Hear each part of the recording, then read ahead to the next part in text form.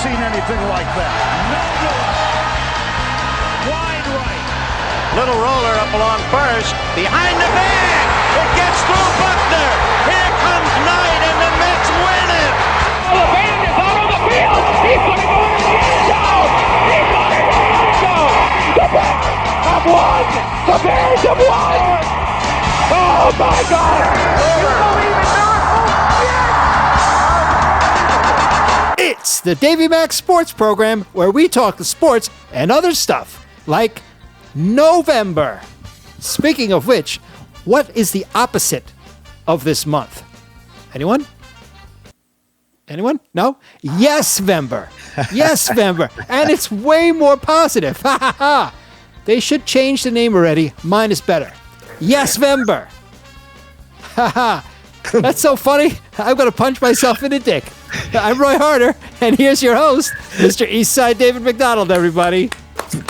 Yeah, I mean, thank you, Roy. Busy punching my dick here, Dave. Sorry. All right, let's see. Are you actually striking yourself in the groin area? Let's see. Good. Yeah, Yes. because plenty of people do listen to the Davey Mac Sports Program on the old iTunes or Spotify or Amazon Music. We should always stress for the folks who watch on YouTube, if you want an audio only podcast, yes, just one punching of the dick is necessary, Roy. Sorry, Dave. I was kind of enjoying it. I know. Well, the way you're repeating that movement now, it looks like masturbation, Roy. And I can say yes, member, to that. Yeah, you're now beating it, but you're beating your own penis in a pleasurable way. See, no. Stop it. Ew. Stop. Ew. Every time you hear that noise, folks, that's what he's doing. He's touching the naughty parts. Listen up for it. Ew, folks. Folks, I apologize. The happiest I've ever seen, Roy.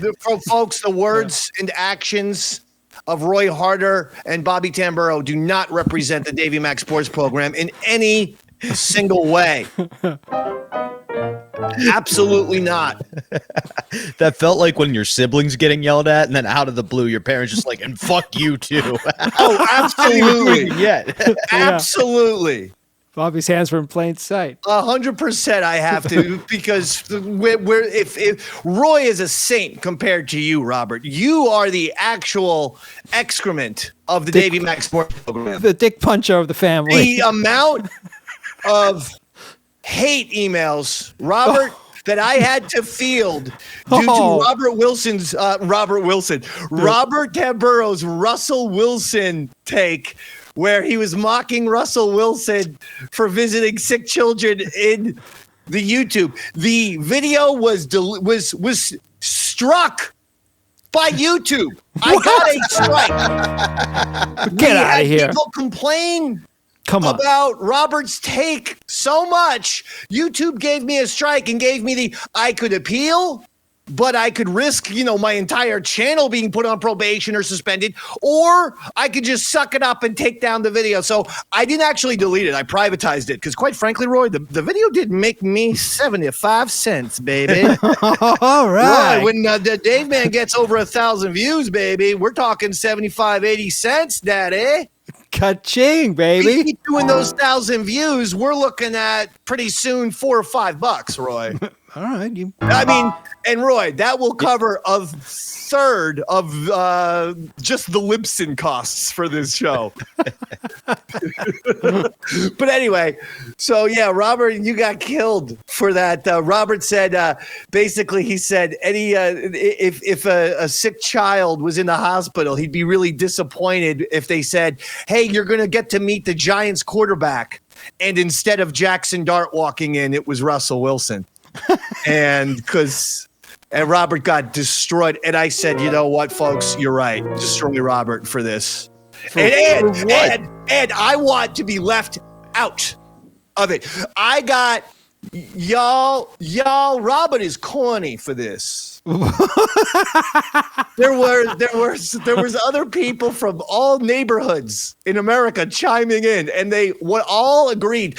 Congratulations, Robert. You managed to unify America with that statement. Because I got, use whack, use deserved something bad to happen, and all this kind of, Yeah, and I'm we like, deserve something bad like Russell Wilson coming to visit us when we're dying in the hospital. Robert, when the host is doing it, don't double down. Let the host do his segment. This is where Robert always needs that last word, much to his detriment. It will cost him his career at some point. It's already cost him. Just let me do my little segment now, where I am saying I am saying that I apologize for Robert's Russell Wilson take. It's horrible. It was very insensitive that you said those things. Is this my turn to rebuff now? Yes, now you are allowed. No, it's not insensitive. I'm the one person standing up for these children with cancer. I'm the one person going, that's not what they want. That's like they asked to go to Disney World and you took them to Del Grosso's amusement park. Roy, he is making this scandal worse. We have a scandal. That's a double down, baby, if I ever heard one. Didn't I just mock all of the Barstool and McAfee guys for their hot takes, and then I mocked them for apologizing? Yes, I mocked them for apologizing. No, okay, I won't say I'm sorry. I'm just going to do the disclaimer of words and opinions of Roy Harder and Bobby Tamburo do not reflect the Davey Mac Sports Program. That's all I'm going to say. There's no apologies here, now that I think about it, because, yes, I literally just mocked Barstool and McAfee for apologizing too much. I rescind the apology. I'm just pointing out the insanity of Robert and Roy. Come on. I mean, both of their names start with R and O, for crying out loud. We all know what that means, right? They're rocky in the brain area. They got rocks for brains. That's what that means. R-O. Roy, Robert, rocks for brains. Everyone knows this. That's the common link, folks. So all I'm saying is just find Robert's social media. Bobby_Tamburo. Okay. I feel like we're making that easy. All right. Now that we've handled business, so to speak, Roy. Yeah. Roy, your hair's looking good. Roy, we are now on a crazy thread, the Chums thread. I did notice and that. Robert, I told Sean O he should consider adding Robert. Sean O started a group chat with me, Roy Harder, Sean O'Barry, and Chris Pepper Stanley. And Chris took to the chat. He put in Chums, AI, the sketch from the. I could have probably told you about this, Robert. I wasn't intending to play it, so you know what? Maybe just add it in later because I feel like let's just do post production. Is that fair? Would that make your job easier, Robert? Yeah. Because I put on YouTube the Chums sketch, the famous Chums sketch that Roy Harder, myself, Chris Pepper Stanley, and Sean O'Barry did, where we were satirizing Friends. Yeah. Except I'm really not sure what the point of Chums was. We were gay, creepy men, all molesting Roy. Yeah, you were definitely all molesting me. Yes. Yes. Yeah, that I do remember. Anyway, Pepper put in the Chum segment into AI. Yeah. And I was laughing. For some reason, AI thinks we're all British. It was a lot of like, Chums, hello, we're Chums, aren't we? Do we look British, Roy? You seem very German to me. I feel German. I mean, I don't think I look British.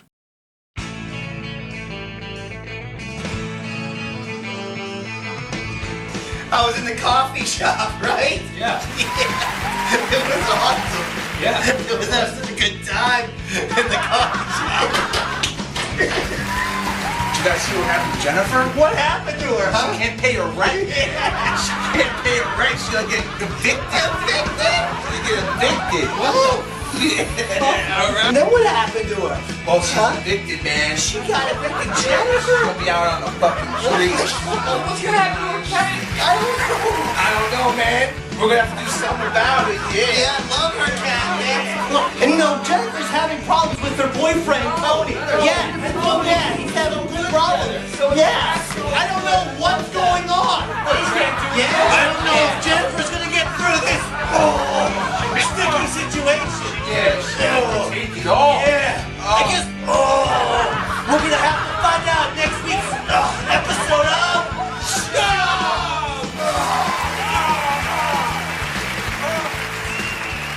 God, I can't believe we're roommates. So you hate the roommates? I smelled that. Who wants a rub? Ha! Chums! Chums. Chums! God, I can't believe we're roommates. Oh, you hate the roommates? I smell bad. Who wants a rub? Should we join ice? Oh, you're nuts. Look at this guy. 3 steps ahead. Hey, chums! Easy. You're digging into the shoulder there, man. I'm helping. That's a quality I think massage. he's just kneading bread at this point. Bread with feelings! Everybody ready? Let's go. Chums! Feet are family friendly. I can't believe how strong your hands are. I gotta call my wife. I just booked a room at Mandalay Bay. Chums! Robert? 2 things. 1, I'm okay with not being a part of the Chum sketch now that I've heard what the content was. 2, perhaps what occurred is the AI searched by names. And Roy, we know you're a member of the Irish Celtic Social Club, right? Which are big shows in England. So they probably just saw Roy Harder in England and were like, oh, they're all British. All right. That is fair because it was kind of like, it was like a lot of chums.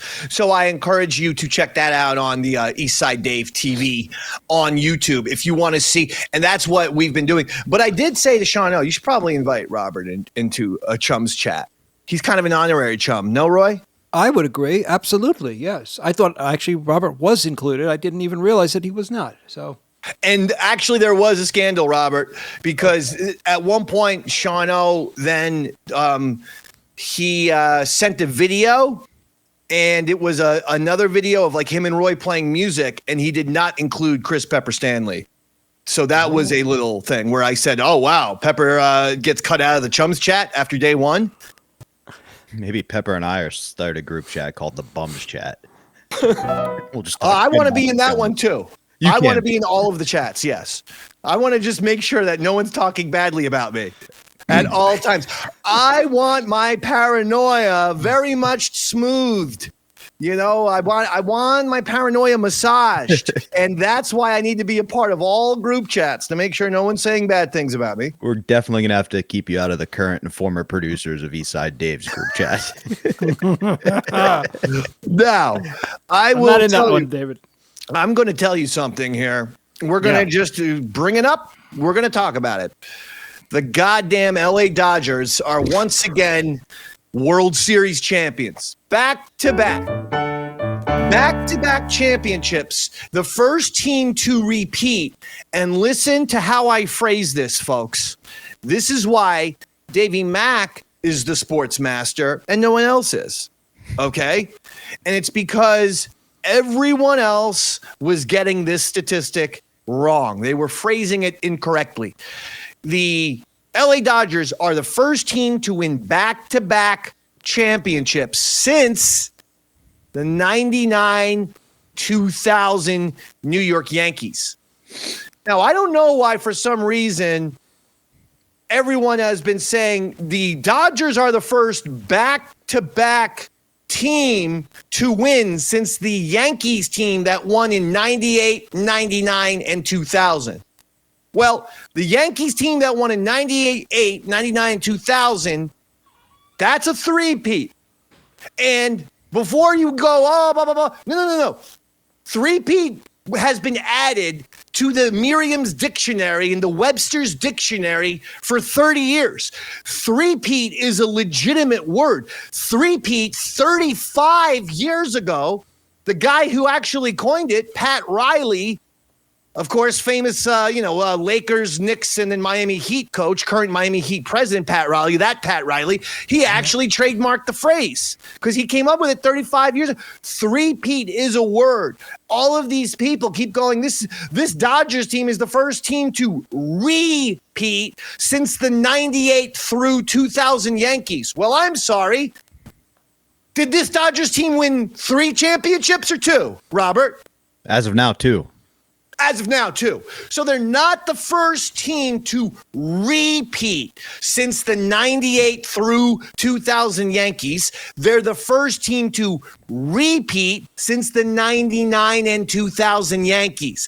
But the 98 through 2000 Yankees three-peated.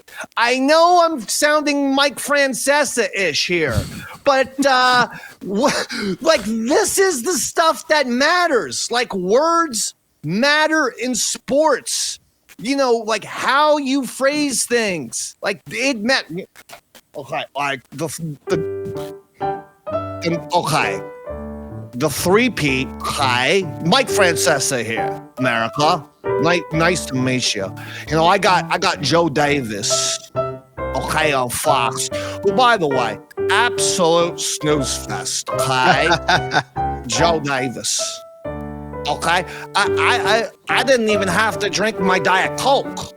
He's so sleepy. I go, Ro, get me an original regular Coke with the caffeine. Joe Davis is so sleep-inducing, he'll put me right to bed with his announcing. Yeah, give me the caffeine Coke. So Ro got me a 12-pack of caffeine Coke as opposed to the Diet Cokes, which Mike Francesa is famous for. Let me tell you something. It was like an episode of Breaking Bad when I finished my 12th caffeine Coke. I was bouncing off the walls like I was on meth. Okay?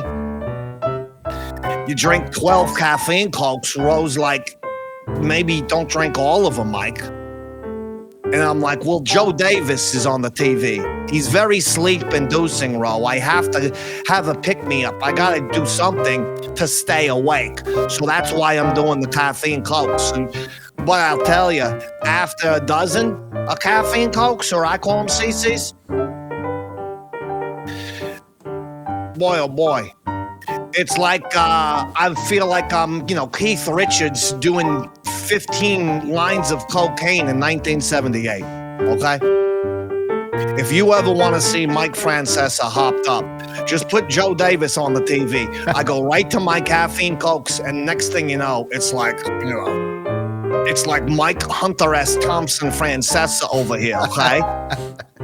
It's like when I listen to Joe Davis, I just feel like, doing some acid, drinking some tequila, wearing a sun visor and shooting shotguns, Okay? Okay? Anyway, the point about it is a three-peat is not a repeat. Okay? Now, the other thing that people don't understand, when you win one championship, that's just called a peat.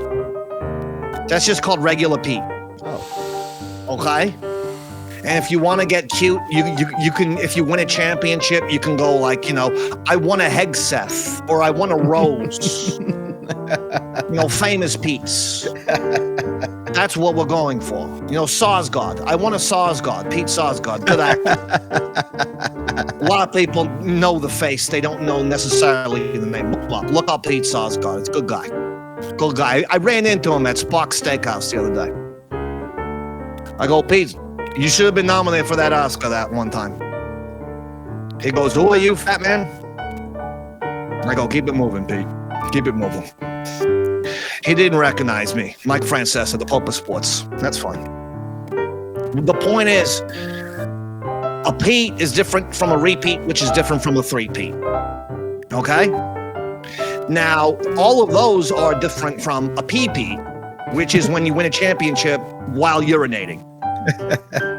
A PP is when you're pissing and winning the ring.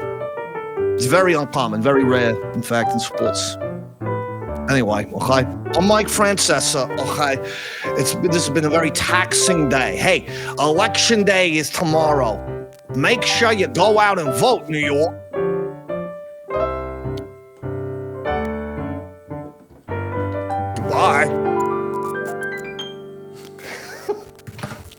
God bless America. I like that Mike didn't endorse any candidates. He just wanted to get out and vote. It's about participation for him. He's not the greatest political mind to listen to. He's got all kinds of talks. So the Blue Jays choked the World Series away to the Dodgers. The Dodgers did. The Dodgers have repeated.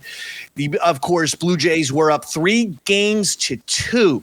They win after losing an 18-inning game in Game 3 and go down 2-1 in Los Angeles. Amazingly, they win Games 4 and 5. They head back to Toronto, up 3-2. They just have to win one game in their home ballpark, and they choke both times. And by the way, we're watching Game 6.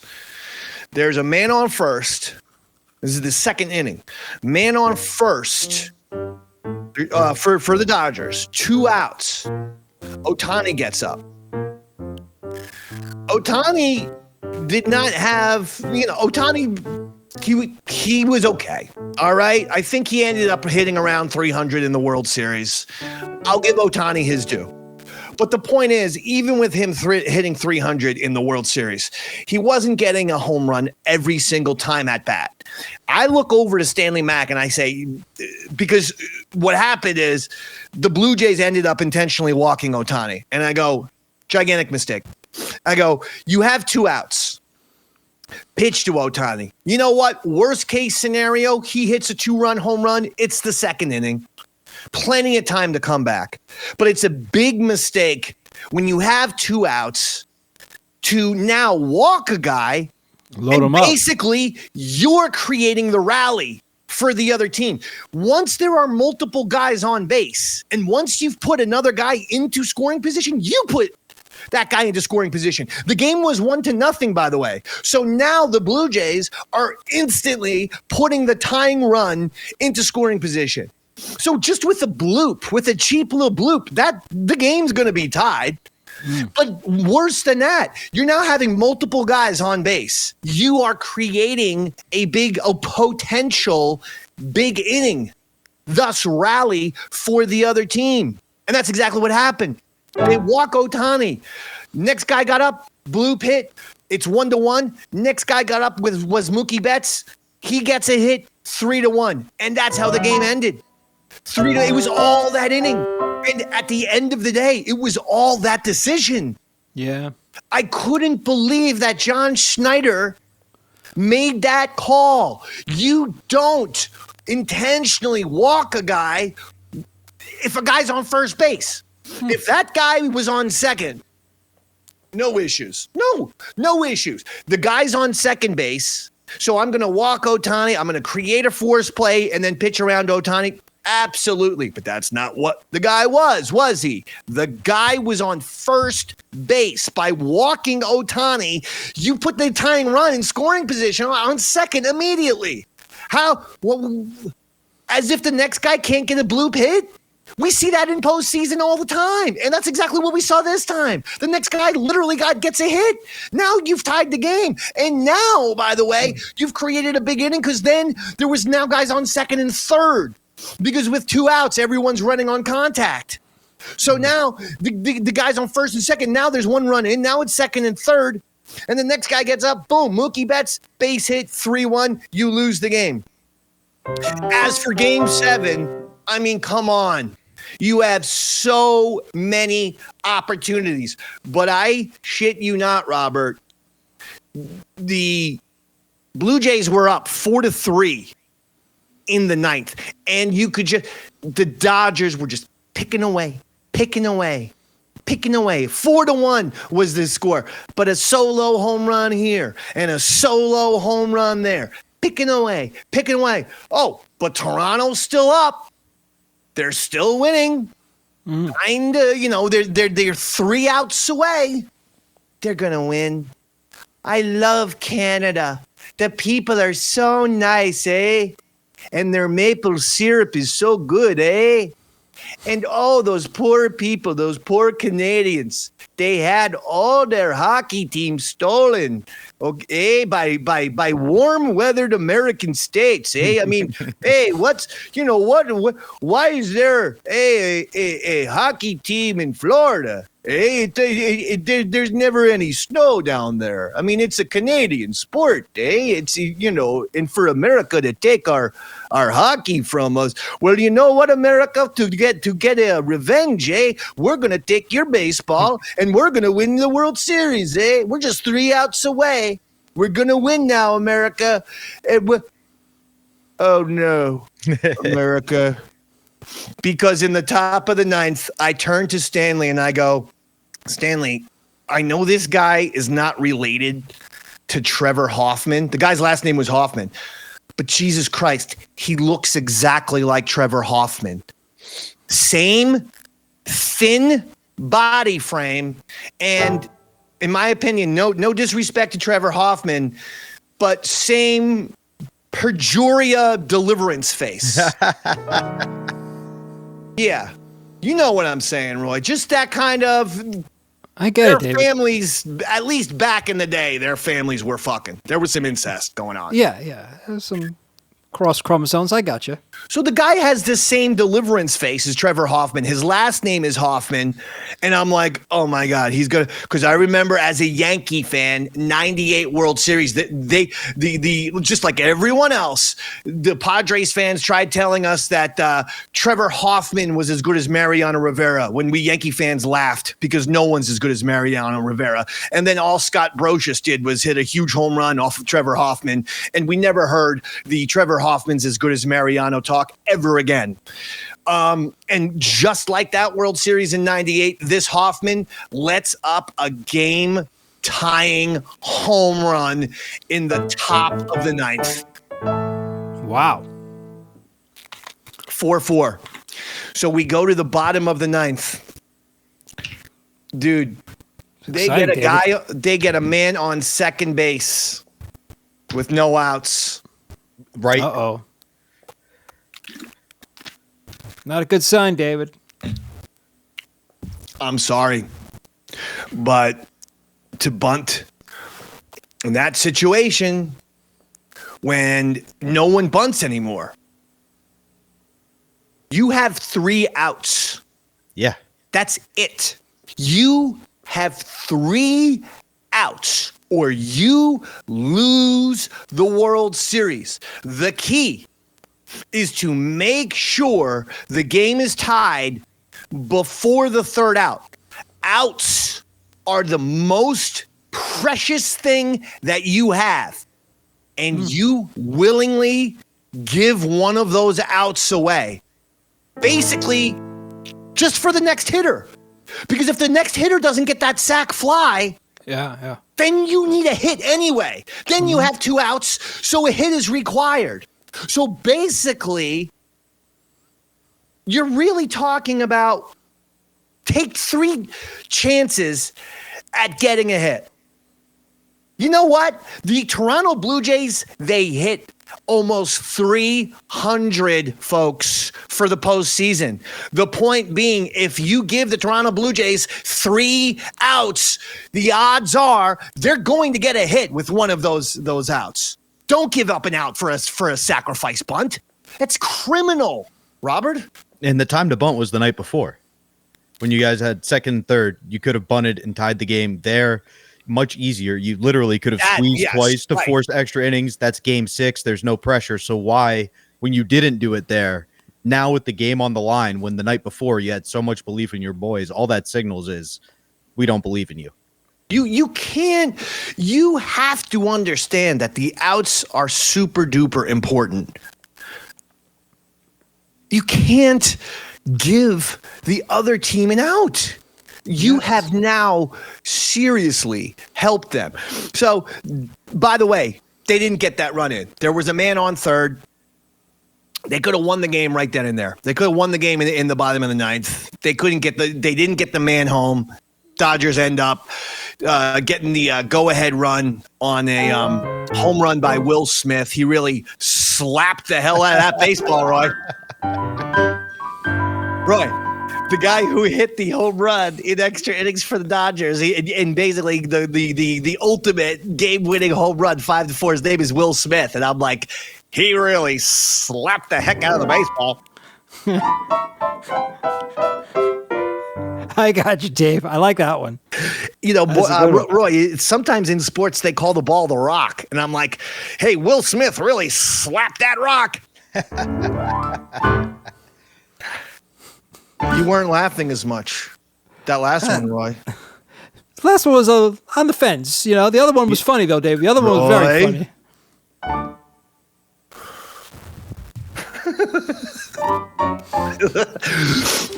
Robert, I have an interesting thing kind of building on what we talked about last week with the alleged stealing. Yes. And that is when Jake Snell came in to pitch for the Dodgers, he complained about a divot in the mound, and they had to go and clean it and refill the divot. And from that point on, if you look at the Blue Jays hitting versus before they cleaned out that divot, it was significantly worse. They chose to bunt in the 9th inning when the night before they had chose to hit and swing away, almost like something changed between the 2 days. And so maybe they dug up a microphone? A microphone, maybe, an electronic reading device. Because, of course, with PitchCom, if you have a super duper microphone, maybe you could pick it up to, where the pitcher's hat says fastball, curveball, slider. By the way, I'd like to be I would like to offer to be the voice of the PitchCom for Major League Baseball, because I would have fun with it. I'd be like, it's going to be a fastball, buddy. Looks like the catcher wants you to throw him the hanger. That's a curveball, by the way. That's a curveball, pitcher, in case you don't know the baseball jargon of yesteryear. Hey, pitcher, time for a changeup, you sexy thing, you. Yeah, I'm going into a kind of a gayish character with this one. Hey, you better throw that forkball. Hey, the catcher said throw a forkball. Hey. It's time to throw a slider. Throw that slider. Who wants to see a splitter? I'd love to see a splitter right now. Throw a splitter, will you? Come on. Davey Mac, the voice of PitchCom. I am going to have love it. I'm going to have some. Now, here's the problem, Dave. In that position, you would be required to speak softly. Is that something you can handle? Hey guys. Hey pitcher. The fucking catcher says, throw a fucking fastball, you pussy. Let's go challenge this motherfucking hog at the plate. Throw that motherfucking two-seamer 98 miles an hour right down the fucking center of the plate, you motherfucker. Let's go. Throw him the cheese, baby. Give him the gas. Yeah. That's right, pitcher. We're going to blow him away with the fastball, and then I'm going to blow your dick. You strike him out, you fucking strike out the side. I'm giving you a handy between innings, baby. Yeah, you like this? Yeah, you looking good in that jockstrap before the game, baby. Yeah. He's shaking him off. That's funny. The pitcher's looking at what? No. No. Looks like the pitcher's shaking off the catcher. And he really did not like that call. Yeah, man. This is weird. The pitcher's called timeout, and he's getting into a fist fight with his own catcher. We're going to have to get to the story on this one. I don't know. They asked the Blue Jays who they wanted, and they all said Scherzer for that exact reason, because he would have some character behind it. So, Dave, I think you got a fucking opportunity here. That's great. Vladdy Guerrero played incredibly. Game 7, bit of a no-show. Almost, I thought he hit the game winner. He was the guy. What was it? Was it bottom of the 10th? Yep. I forget exactly where it was, but he gets. He launches a ball, and you're like, "This is it, game over, done," and just warning track. And when that happened, I absolutely knew Blue Jays are not winning this World Series.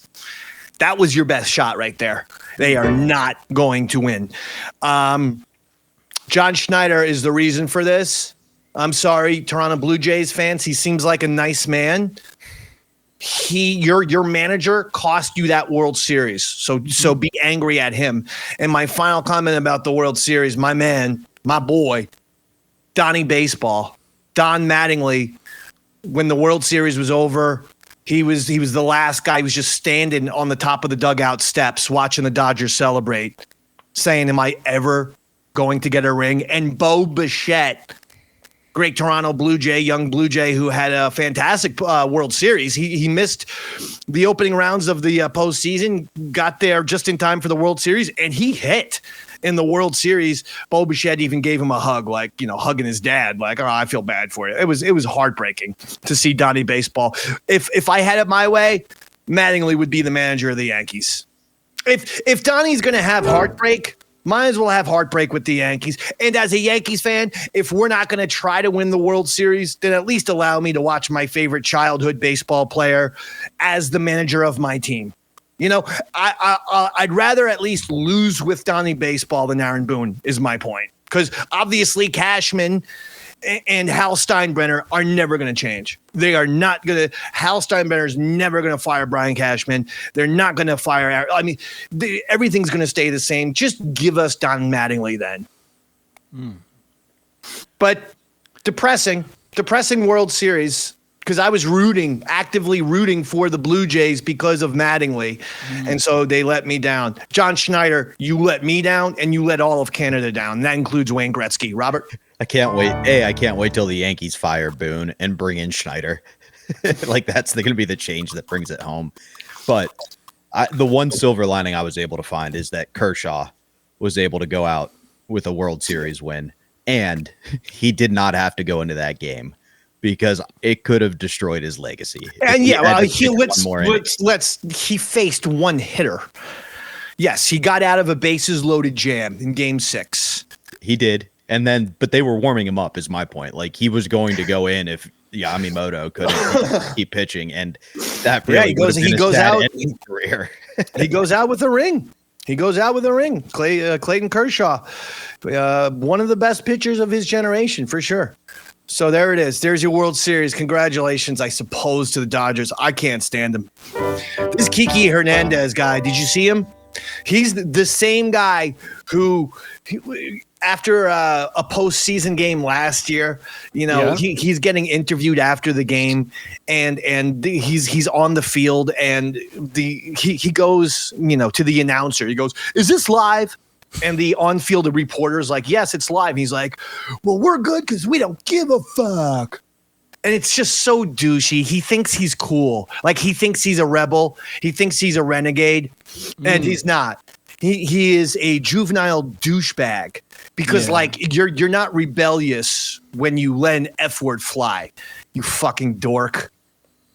Like, there's nothing special about that. We curse all the time on this. Everyone curses. What? Yeah, I was cursing in 7th grade. After the game this year, Game 7, he's getting interviewed by a Dodgers beat reporter in the locker room, and they're pouring champagne on one another. And Kike Hernandez just tells to the reporter, "I love your nipples." Or great nipples, I believe was the quote. Great nipples. Oh, was he talking about the reporter or someone else in the room at the time? There was champagne. Everyone's spraying champagne, shooting champagne at one another. So it's possible that the reporter's outfit was wet. By the way, it was a male. I want to point that out in case people. It was a male. Yes, it was a guy who looked like Roy. You would know this. He looked like Sam Champion, the effeminate weatherman from ABC New York. I know exactly who you're talking about there. So he looked like Sam Champion. And Kiki Hernandez goes, great nipples. And it's like, what? I'm trying to think, could have been something like, is there an accent or something like that? It could have been something else. Accident. The guy is desperate to be a shock jock. He just is so, my God. He just wants to do a Kiki Hernandez, the Grease Man show where he's just throwing out the sex. The sex. Hey, Hey, nice nipples, dude. Hey, dude. Hey, nice nipples. Hey, it's the Kiki Hernandez Grease Man Show. Hey, how's it going, everybody? Hey, we're going to get some strippers in here later on. We're going to invite 2 strippers. I got 2 strippers in here, and we're going to have them play Connect 4 topless. It's going to be awesome. Yeah. All right. Turns out all he should have done was take a hot shot at Russell Wilson.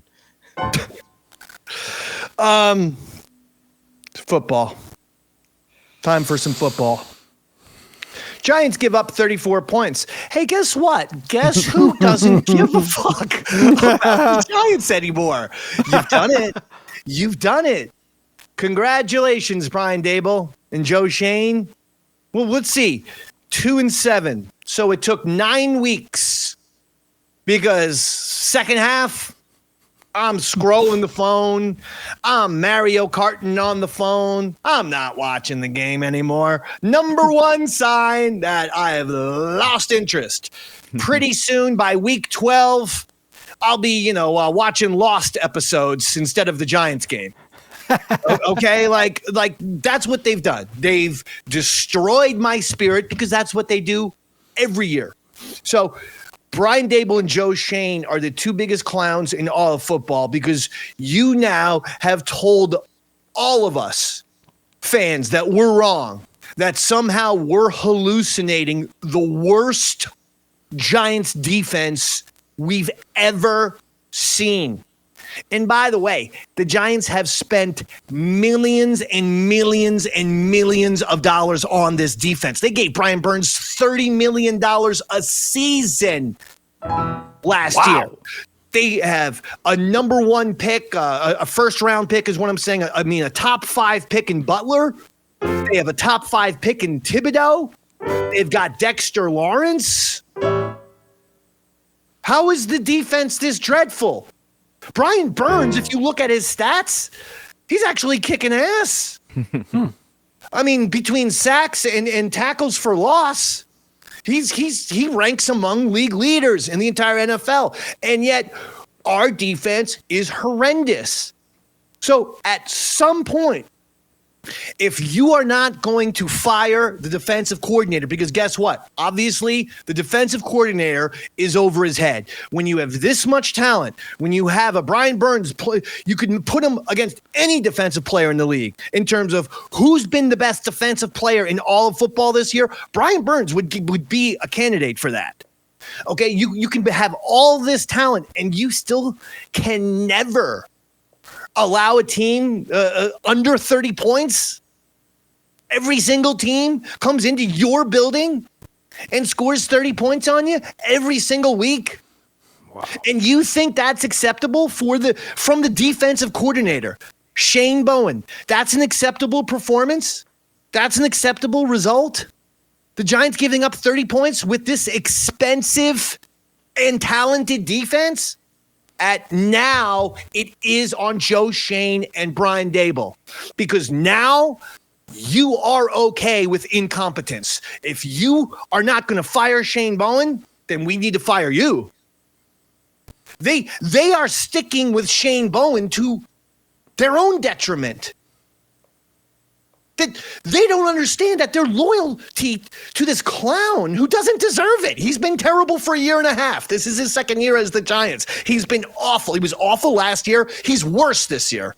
And their loyalty to this guy, for what reason? Who the hell is this guy? Maybe he's a nice guy. Doesn't matter. Give a shit. This guy's in Spags. He's not Steve Spagnuolo. Like, if he was Spags, okay, I could understand. 4-time Super Bowl defensive coordinator. This guy's nothing. He has no resume. He's never accomplished anything in his life. Why are they sticking with him? No idea. Okay, that is a perfect example of ineptitude. Fire Brian Dable and fire Joe Shane now. That's it. And I will say this. I feel for John Mara, because he's battling cancer. But Jesus Christ, man, the only reason why these guys are still coaching and general managing is because John Mara is dealing with cancer. It's the only reason. Because I would have to believe that if Mara, and by the way, just like those children who get visits from Russell Wilson. Yeah, I was going to ask. We hope that all people who battle cancer are victorious in their fight. Just want to make that public information. And if John Mara if John Mara should get visited by Jackson Dart or Russell Wilson, it would be a nice gesture. I also want that to be on the record from the Davey Mac Sports Program. A nice gesture. Now, I agree. No. I'm just saying I agree. We want all people with cancer to get better. Thank you. John Mara obviously has things he needs to deal with. And again, my heart goes out to him, but it is why, Shane Bowen hasn't been terminated yet. And when I mean terminated, I'm talking about in like the Arnold Schwarzenegger movie. Like someone needs to get like giant metal spikes and I can't say anymore, Roy, because we're on YouTube sometimes. That could be described as a threat. Yeah, I hear you, buddy. Go ahead. Robert? I feel as though perhaps my comments last episode have been too negative. So I'm going to try to do a new thing where I find the positive silver lining in everything. Oh, my God. I think in your Giants situation, the silver lining is you made it to November before you gave up. You've given up on the Giants in October the past couple of seasons, so that's a little bit better. And you said the defense is the worst you've ever seen. Ever. So it is kind of like a fun game where you get to watch and see how will they take us to the next level of bad. I mean, I suppose that's a positive way to look at it, but it's almost like being a Washington Generals fan when they play the Globetrotters. How are they going to find a way to blow this? The Washington Generals don't have any fans for that reason. Then I'm dead. No one roots for the Washington Generals over the Harlem Globetrotters, you goddamn racist. I do. I prefer the fundamentals. Lots of bounce passes, pick and rolls. If you do, I say that is a surefire sign of a white supremacist. That's it. It's not a Confederate flag. It's that or anything. It's that if you root for the Washington Generals over the Harlem Globetrotters. There was that one time, Dave, where they missed the game winner, and can you imagine how excited the one Washington Generals fan was? No, I told the best Sports Illustrated article that I've ever read was the night the Washington Generals fought back. And it tells the tale of when the Washington Generals, who were also a bunch of college basketball players, decided, you know what, fuck the Globetrotters for treating us like shit. We're gonna play and we're gonna beat them, and they beat them. They won. Yeah. And there was one person in that stands that was rooting for the Generals, and he stood up and just, fuck you, I told you. Fuck you, fuck you, fuck you. I knew that the Washington General going to win this game. I just knew it was going to happen. I had a feeling like that. Those Globetrotters, their defense is a little lazy. Now, so the Giants are pathetic. They are 2-7. They lose 34-24. I want to also, though, give some ire to Darius Slayton. Hey, Joe Shane, remember when we Giants fans wanted to give $13 million? That's it. $13 million a season for 3 seasons to Saquon Barkley? You said no.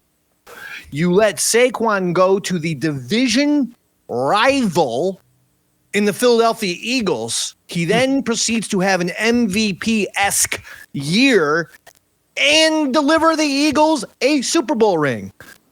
Just as predicted right here on the Davey Mac Sports Program.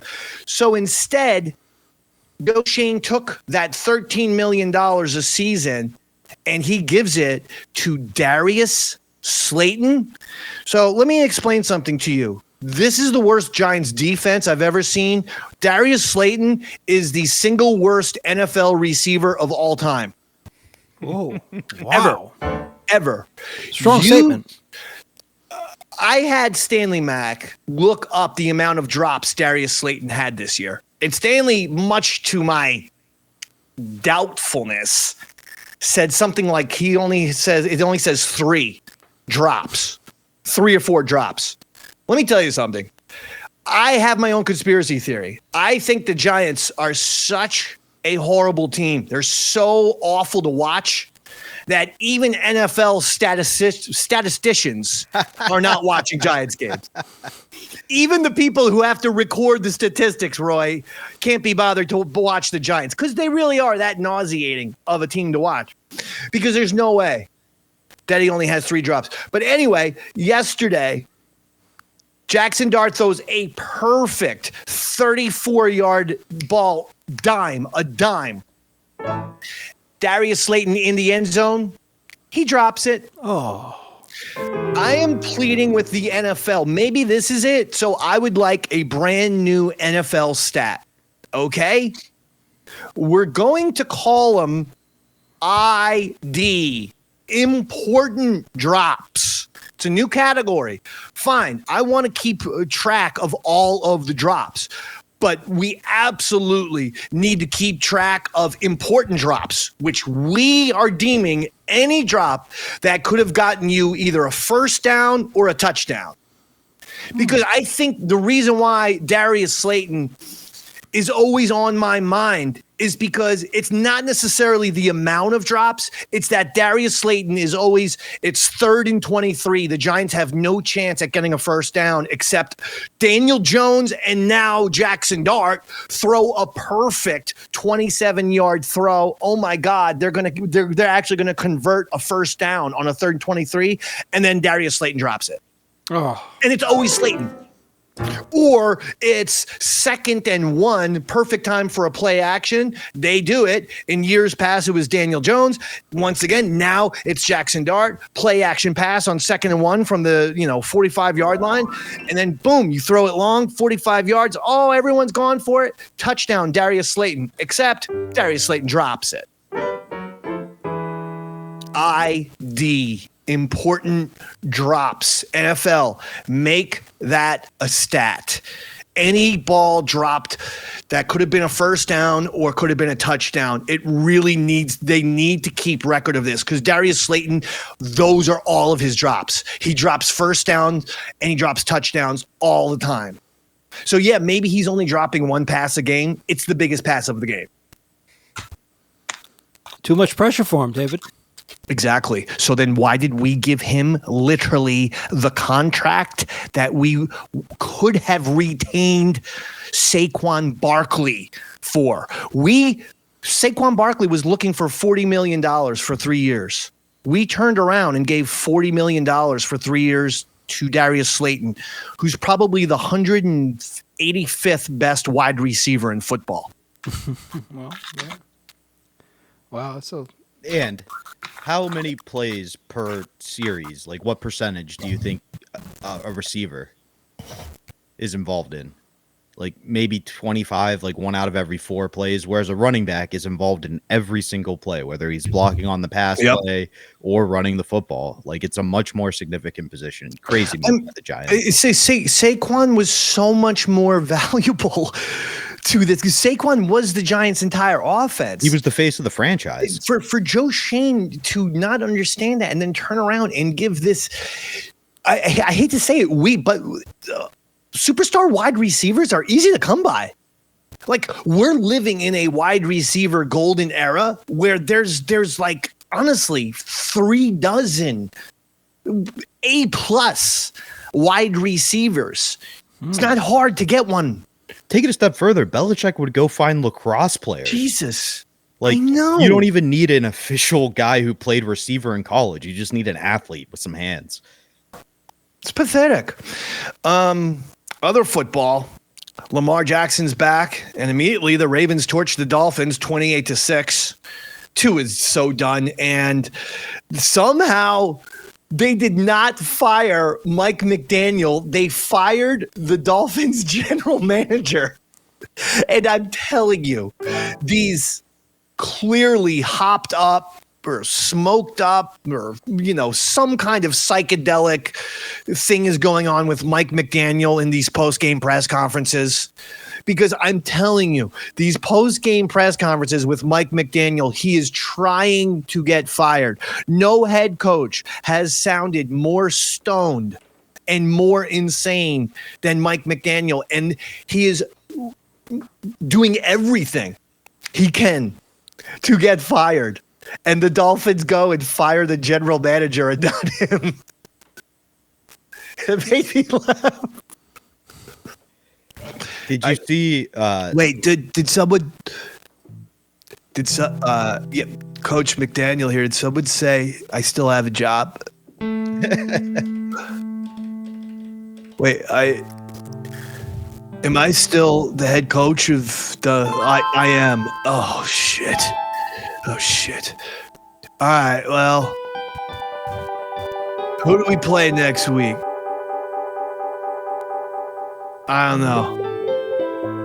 But I can tell you that Tua, like what Tua needs, like what he needs to do. Like, do you guys think like Kennedy was actually like killed by one guy? Because like, I don't know. I don't think that Kennedy was killed by like one guy. It's like the CIA, and then because what they were saying, because like they were saying that Kennedy was gonna spill the beans about Roswell, because that's why, because they said Kennedy, he visited Roswell one time, and hold on one sec.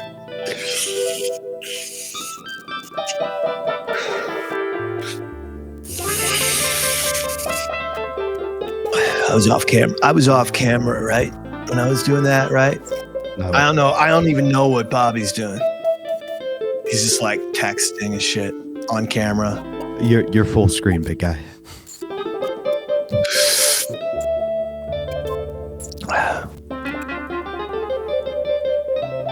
Anyway,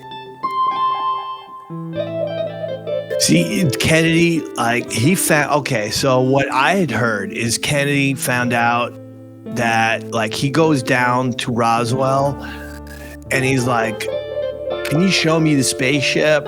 And they did, and they showed him the aliens too. And he's like, I'm not on camera, right? No, you're clear. Okay. I'm definitely not on camera, right? Shit. I hit the wrong button.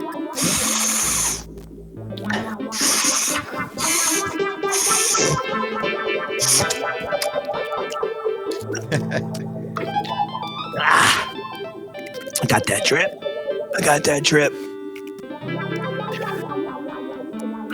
So Kennedy, he got the aliens, and so they were like, you weren't supposed to make a left. That hallway was off limits. And you made a left into that hallway, and that's how you saw aliens. We're off camera, right, Robert? No, you're still on. I'm sorry.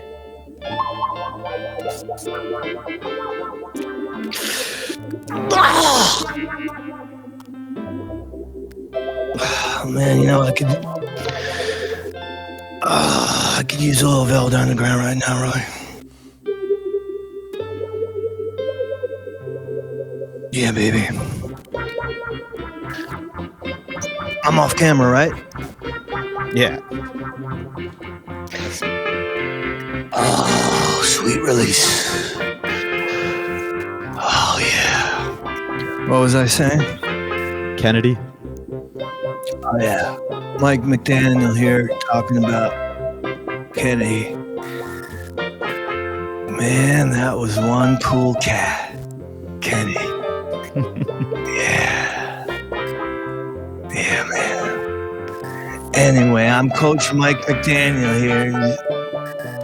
Like, Dolphins, like, please fire me. Like, you don't want me freebasing next week at the press conference. It's either, like, going to be, like, freebasing or track at the press conference next week, okay? Now listen to this. Go ahead, Roy. I'm waiting for my man. Mike McDaniel here. $25 in my hand. Up to Lexington. Up in 5. Next thing you know, no one here gets out alive. I'm waiting for the man. Hey, white boy. What you doing? Like, what you doing uptown? Like, hey, white boy. You got all the women around. 1 in 8. 1 in 9. You know I gotta get my time. I'm waiting for the man. Goodbye, everybody. Mike McDaniel here. Man, Roy, it'd be so groovy. Mike McDaniel's still here. Do you know I'll Be Your Mirror? Do you know that song? I'll be your mirror. Yeah, of course. Do you actually know that song? Because that's one of my favorite Velvet Underground songs that no one ever. We all love Sweet Jane or I'm Waiting for the Man or Rock and Roll. We all love those, and those need to be loved. Okay, but I'll Be Your Mirror, phenomenal. Oh yeah, it's a good one. It's a Lou Reed one. That was Nico sings that. Nico sings that one. Yeah. Don't. I'll do the my Nico impression. You don't have to play the keyboards because I want your assessment. Okay, go for it. She's German, right, Roy? Oh yeah. Okay, so this is what the song sounds like to me. I'll be your mirror, reflect what you are, in case you don't know. I'll be the wind, you get in the wind. Don't give me question, don't talk back. Yes, after the first couple of lines, the song, I don't know what she's saying, and it sounds very Nazi-ish to me because of her accent. It does kind of, I can't argue with you that it turns very dark in my mind. I'm not saying those are the words, but the only words I can tell are, I'll be a mirror, reflect what you are, in case you don't know. I'll be, and then after that, it's like, I just hear Yudin. Yeah, you may be right. You may be hearing correctly, David. I'm not going to lie. She was a character, huh? Yeah, it's great. Bears beat. Oh my God. Did you see the Ravens got fined because they didn't report that Lamar Jackson was back the right way? I know. And the fine was $100,000. Do you think the Ravens would take that all 17 games of the year? Like, who gives a shit? It's silly that you have to disclose, this kind of information. In my personal opinion, this, as everyone knows, all right? I mean, you go back 40 years to the George Carlin stand-up routine. Football is a game based on war.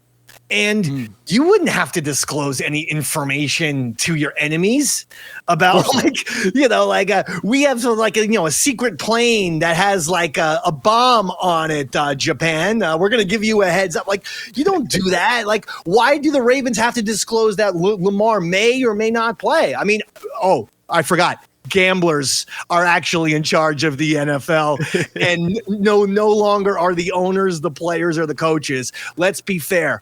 Gamblers run the NFL and the NBA, period.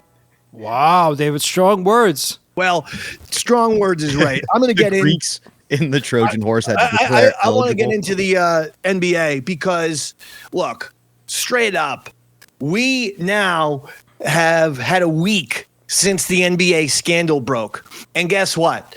You know me. I'm all over the sports. I'm all over the sports channels, the sports stations. I'm keeping my eye everywhere. And guess what story has disappeared from ESPN entirely? The NBA gambling scandal. with, Terry Rozier and Chauncey Billups and 26 other guys. That scandal has disappeared. And you know why? ESPN is dirty. Oh, dear. Strong words. For real. ESPN is running their entire operation like some 1920s bootlegging outfit, like some Al Capone Boardwalk Empire type of deal. They're dirty. And I'm going to tell you why. ESPN has the ESPN app, the gambling app, is what I'm saying. Okay? They just launched a brand new app, and they have a brand new betting app. How is this not a conflict of interest? Well, it's a big conflict, David. If the NBA wants people watching, if ESPN wants people watching the NBA, right, and gambling on the NBA, they need to present the NBA like, hey, this is the most fun league in the world. This is the greatest league in the world. This is the best league in the world. We want you gambling. We want your money. We want you to give us money.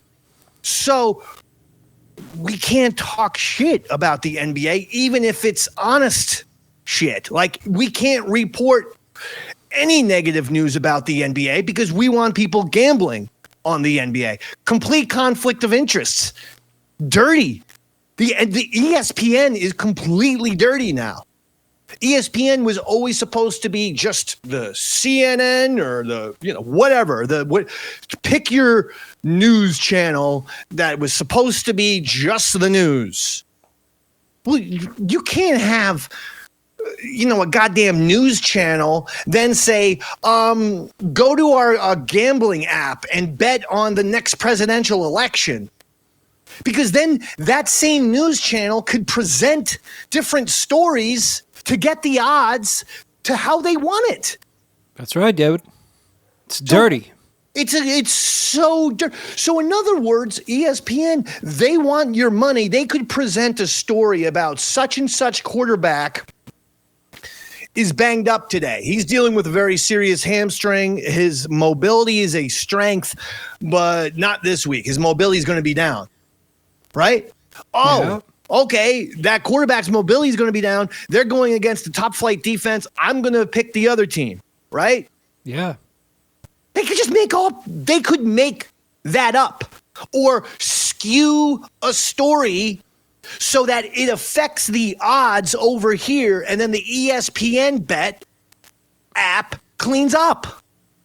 I am shocked that people are not talking about this as a number one scandal in sports, because it is. ESPN should not have a betting app. It goes against everything that ESPN is supposed to be about. And you have people like Ryan Clark on ESPN trying to place the blame on the media or the owners of the team. And he's like, well, now the players have to deal with all this gambling. Hey, Ryan Clark, it's your own fucking network, stupid. It's your network that's doing it, Ryan Clark.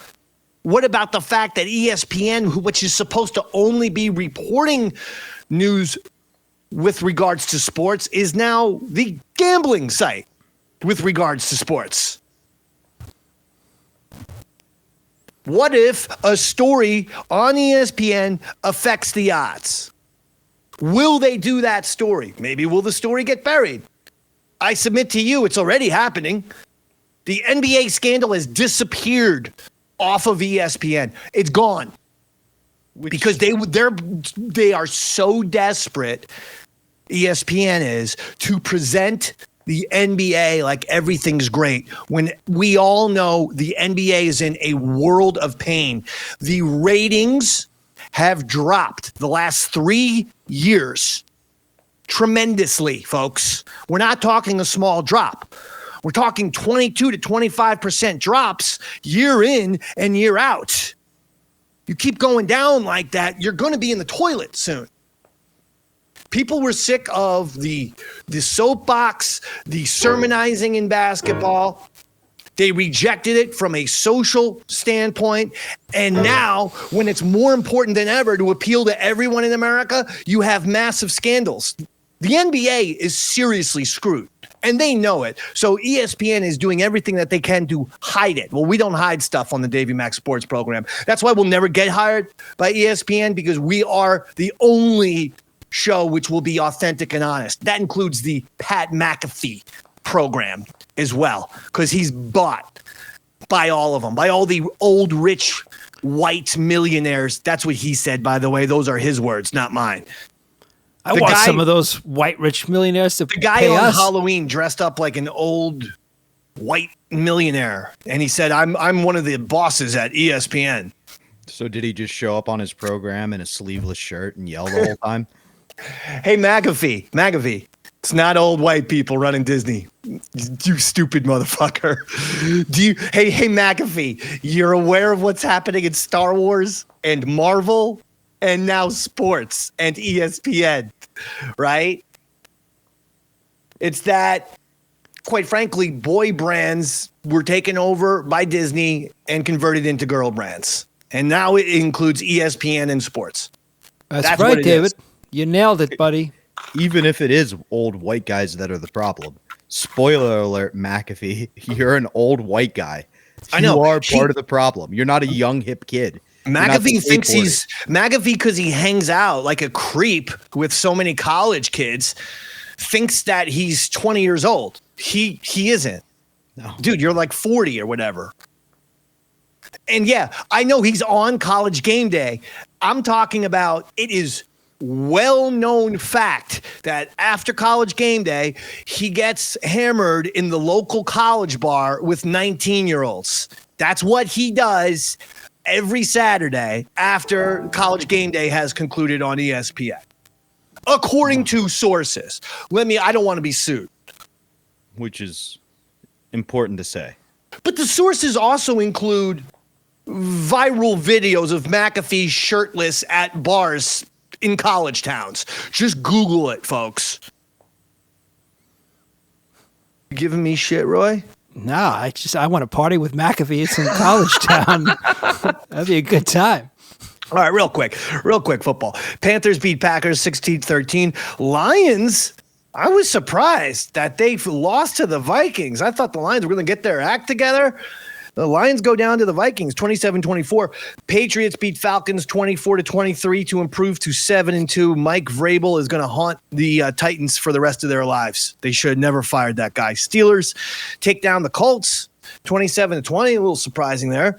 Seahawks crush Commanders 38-14. Sam Darnold getting MVP talk, and Jaden Daniels officially is RG3 Part 2. That's a lot of numbers right there and sequels.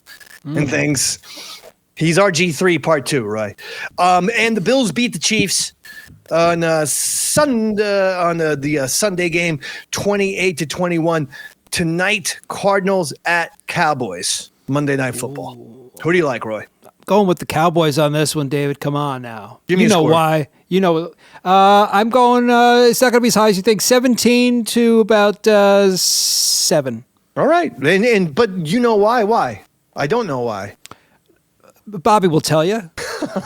There is no reason. I'm realizing there's no reason. That's why he said that. I think what Roy's trying to say, Dave, is he feels like at this point the Cowboys are really starting to adapt to the lack of Micah Parsons and working as a cohesive defensive unit, and that the Cardinals really haven't shown us that much offensively. That's why Roy thinks it'll be a low-scoring game. That's right. I'm going to agree with him. I think That's the Cowboys right. are going to win 24-7. Wow. Okay. All right. You in agreement with me and Bobby, David? Yes and no. I also think the Cowboys are going to win, but I see a high-scoring game on this one. I see this one 38-35. Cowboys over Cardinals in a thriller, in a shootout. That's what I see. I was initially thinking it was going to be a shootout, but then Roy had his statement about the Cowboys defense, and it really kind of swayed me. All right, fair enough. Hey, but also, last thing with the ESPN, I don't know if you're aware, if you have YouTube TV, if that's how you watch live television with YouTube TV, as plenty of people do, you just lost all of your ESPN channels and even ABC. Regular ABC and all of the ESPN channels have been lost because there is a contract dispute between Disney and YouTube.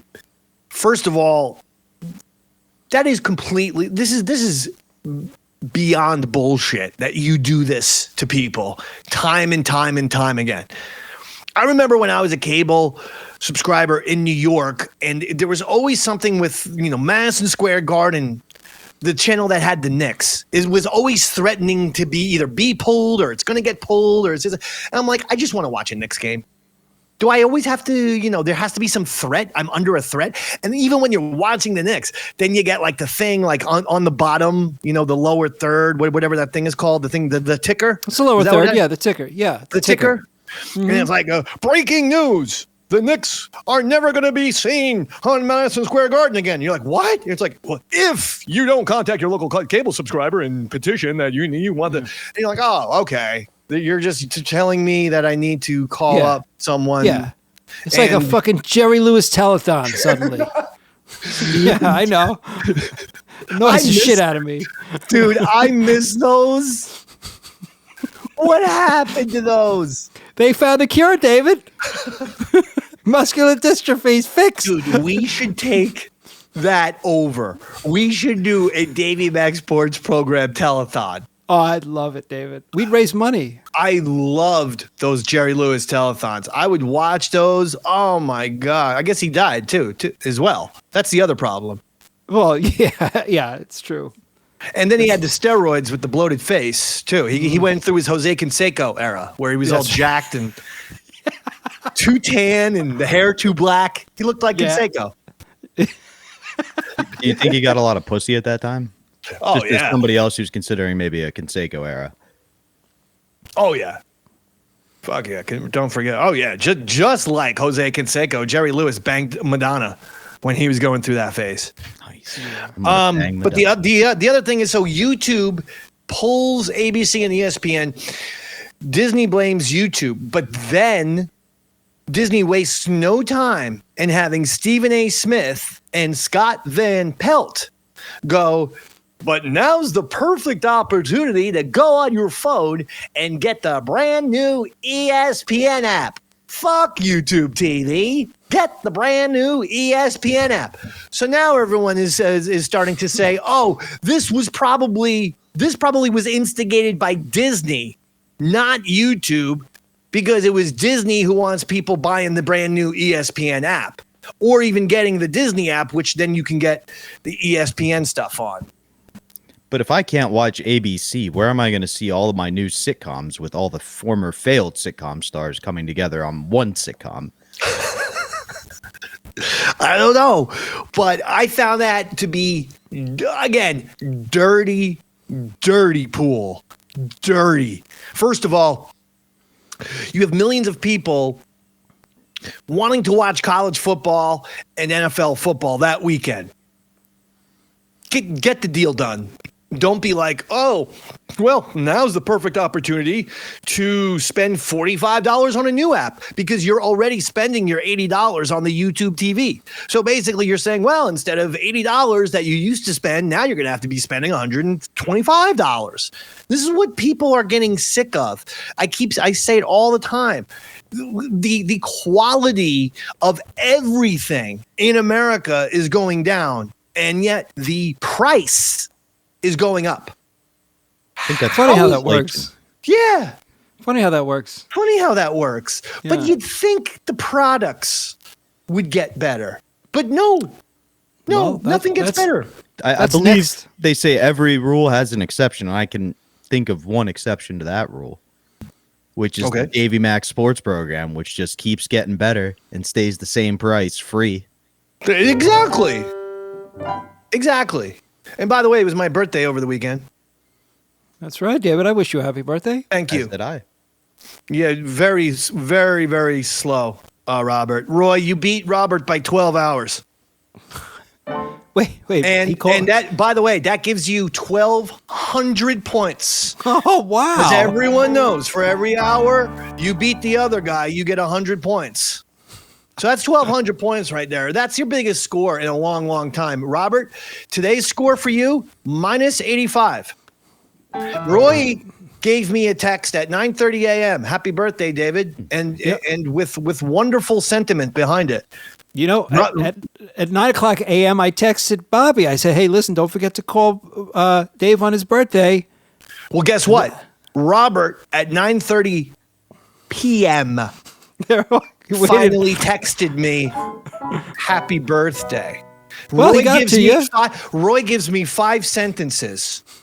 Wonderful, sentimental messages that actually felt like it took him 45 to 50 seconds to prepare, as opposed to Robert, who took exactly 1.4 seconds.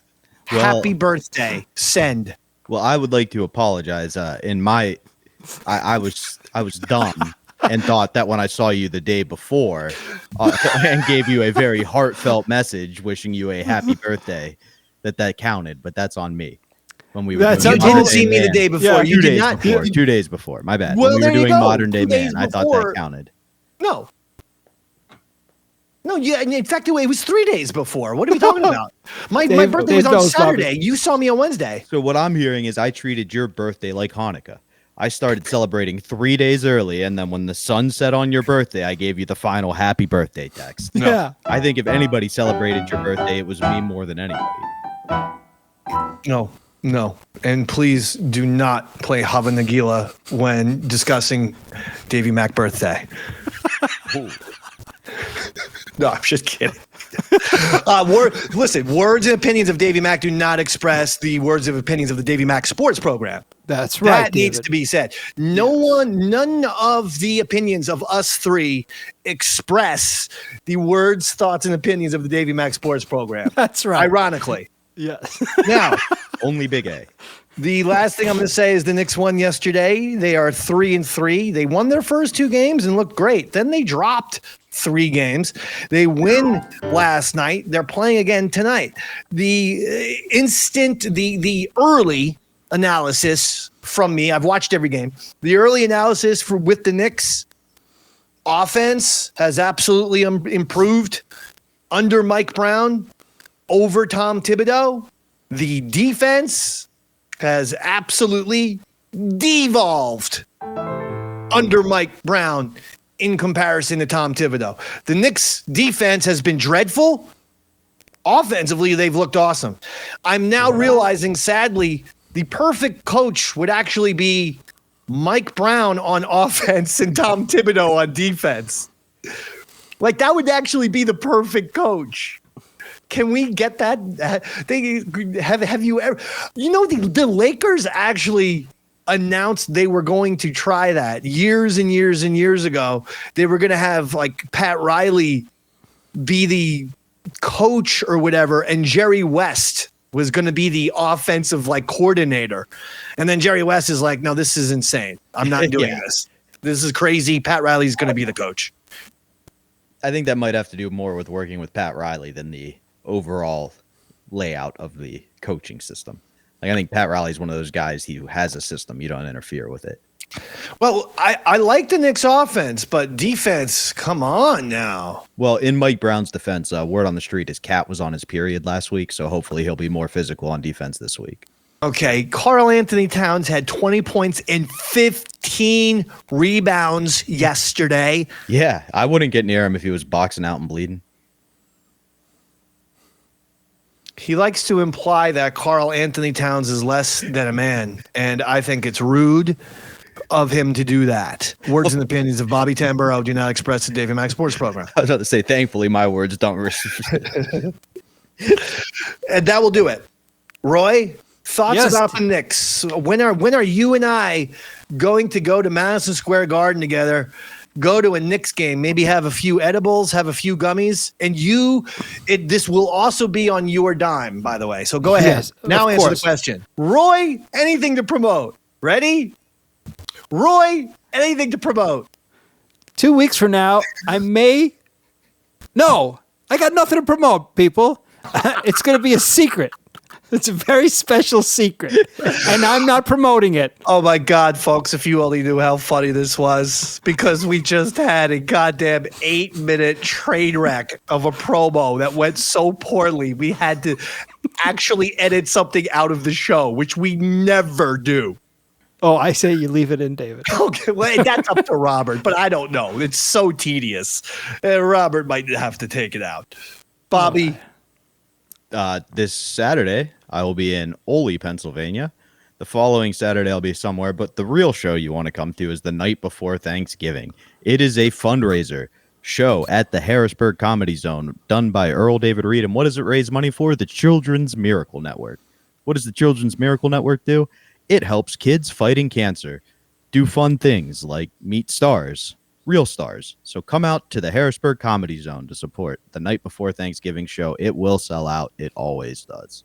Oh, that's awesome. All right. Well, that will do it. Roy Harder, phenomenal. Phenomenal stuff. That's it. Thank you, David. Thank you. You were waiting for me to what? To drop some sort of hammer down? No, some sort of sarcasm bomb? I was waiting for an insult. Yeah, but you decided not to slay me.